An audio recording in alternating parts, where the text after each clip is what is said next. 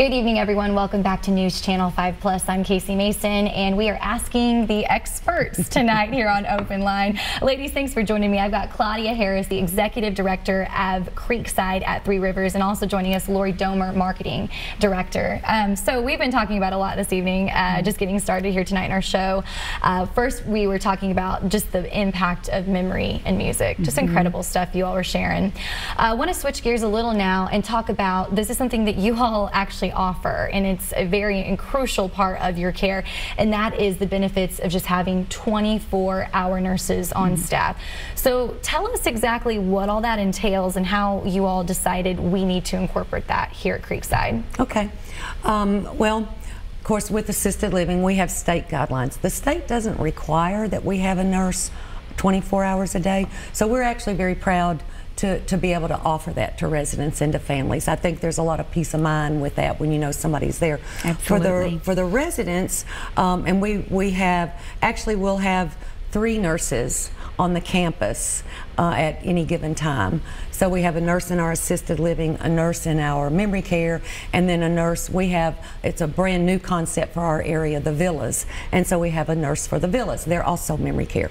But what that means to the resident is that no matter what time of day or night, if they need something that requires, a nurse, then we're right there.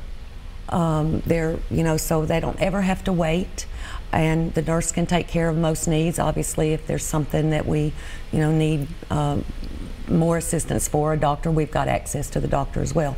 But so I think that's really a big plus for families, just to know that you always have that medical staff in the building. And Claudia, with you being out there, you said really since the start of Creekside, what are you seeing, maybe a story that you could share with us of just the impact that has played, maybe a certain situation that maybe a family member would deal with where that 24/7 care really stepped in and it was very, beneficial to them? Probably, I guess, if I thought about it, I'm sure I could have a lot of stories, but probably the most critical and crucial thing that would happen is, of course, we have our care staff, and they're going to go and respond. We call them e-calls, but it's where they, a resident calls and says they need help. But if someone goes if they quit breathing, if they're just, even if their stats, their oxygen levels or things have dropped, and we get a medical history when people come in. So there are times, unfortunately, and with our demographic, where something happens and quickly you need a nurse to step in while we're waiting for, and then we send, if it's necessary, if it's an emergency, we're going to send somebody out. We always, anytime anything happens, we always communicate with the family.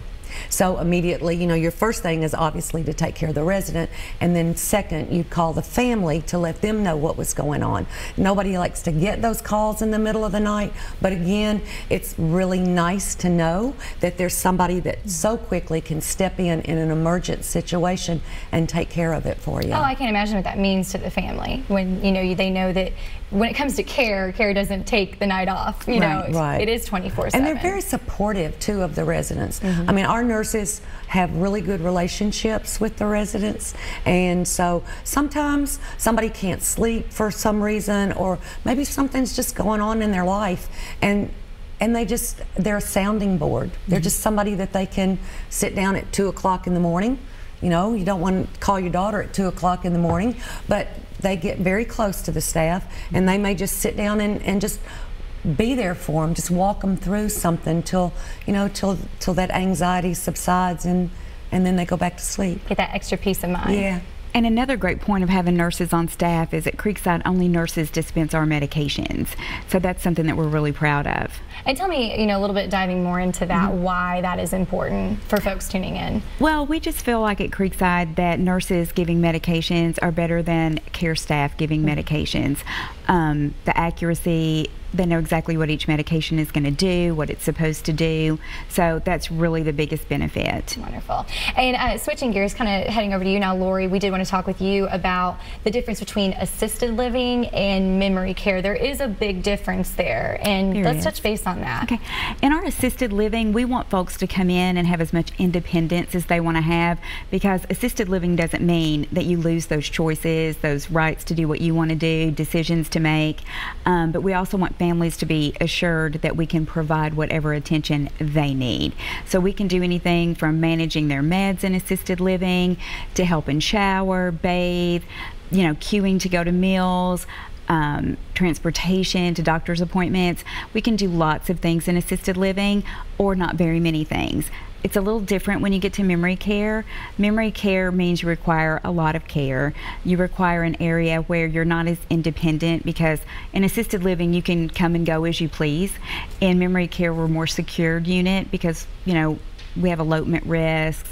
We have folks that get up through the night and they wander, but they're in a secured area where their families can rest assured that they can get up at 2 o'clock in the morning if they want to be up and wander till 6 o'clock and be safe and be taken care of and be watched. Memory care is all inclusive of care, so those things that we do in assisted living that are done piecemeal or a la carte, we do everything for them in memory care. All their laundry, all their housekeeping needs, it's all included. I kind of give folks an idea, perspective at Creekside. How many folks do you all have in, you know, the assisted living and or the memory care at this point? In our villas, which Claudia touched on earlier, it's our newest concept. Those are 3 freestanding dwellings that have 12 apartments in each one. They're like private suites. It's a small environment that's very open, it's beautiful, it's very light, the colors are very soothing, lots of windows where they don't feel like they're enclosed. Yet they have the freedom to roam. There's common areas, and we have 36 suites between the 3 villas. We also have another memory care that's attached to our assisted living that's been around about 7 years, and it has 21 rooms. And then in our assisted living we have 56, and that's between studio apartments, large studio, 1 bedroom and 2 bedrooms. You know, I've actually, last time we all visited with you here on OpenLine, Ask the Expert, we were kind of diving into more about the apartment style. And one thing I think that's interesting is you all give residents the chance to kind of design their own living space if they like. Absolutely. You can make it fit their needs and their style as well. And also encourage you to check out your website where you can see the things that we are talking about. You can take a look at some of these apartments and kind of the floor plan, or better yet, just the layout of the entire, I consider it a campus in a way. Let's kind of moving on, just a little bit about some of the activities that are involved in assisted living. You all really go above and beyond, making sure the residents are able to have a lot. Oh, here's actually a picture here of some of the residents we're looking at now. Just, you know, lots of different things to keep them engaged, and just really a full day of different activities. What are some of those things that you all provide?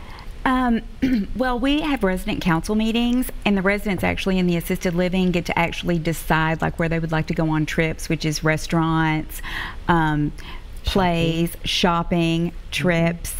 Yeah, we're looking at some of the pictures here of Absolutely. residents. They also integrate local schools that come in, like the Key Club from one of our local schools came in this week, and they did a talent show, pumpkin carving, and they went to our villas for memory care and our assisted living. We have therapy animals that come in every weekend. Just, I mean, of course, you know, bingo, but we try to do extra things with bingo. It's chocolate bingo. We, you know, we incorporate the fun part of it. Sounds like a blast to me. Yes, it does me too. It's standing room only. We do happy hours on the weekend. They tailgate for MTSU Raiders, and you know, Dr. McPhee came over from MTSU and visited with our residents during our last tailgate. So there's always a lot going on. We have big tailgates for the home games, and the whole, just like you would do if you were at the football game. Except we do ours on Friday afternoon. They do a lot of educational things too. There's some, you know, Murfreesboro at one time was the capital of Tennessee, but so there's a lot of historic stuff around Murfreesboro. I know they not long ago they went to like some old churches that had like with the stained glass windows, and so there was somebody there to give them the history of all of the windows. They've been to Nashville, to Frisk, to different, a lot of different things. I mean, it's not, people think, oh, it's just bingo. Well, it isn't. Right. In fact, we do very little bingo. They love it, so we tried once to take that off the calendar, and there was there was mutiny. Right. So bingo went back on. Sore subject. But they do, there's a good variety of things. We had some men that wanted to start a poker club. So, they started a poker club. Now, I'm curious, what about, when you all do have a resident that maybe is ready to leave the site, maybe grocery shopping, is there a certain transportation that you all provide, or are they able just to kind of go as they please, or how do you all handle that? With that many people, we do have scheduled transportation. So one of the services that we provide, now we have an in-house physician, a nurse practitioner that comes twice a week to see residents, and a lot of folks use her as their primary care physician. But we do have some people that still, they've lived in Murfreesboro maybe all their life, so we have assigned our days that we call physician days. So people will make their appointments on Tuesdays or Thursdays, and we take people to their doctor appointments, and then on the other days that's when they'll do like the shopping trips and that kind of thing. Okay. So that they can get, all your apartments have like full-size refrigerators, just like you'd have at home. So all your meals are included and provided, but still people want, they want their favorite ice cream in their freezer in their apartment, or not everybody's a breakfast eater. Some people like oatmeal or cereal and don't want to come downstairs, so that's fine. All right, well, coming up next, we want to go ahead and take a quick break, but we are going to dive in more to talk a little bit more about the physician that is available to your residents. We're going to touch base on that coming back. Again, I want to encourage you to give us a call tonight if you want to talk to the experts themselves here on Open Line on News Channel 5+. We'll be right back.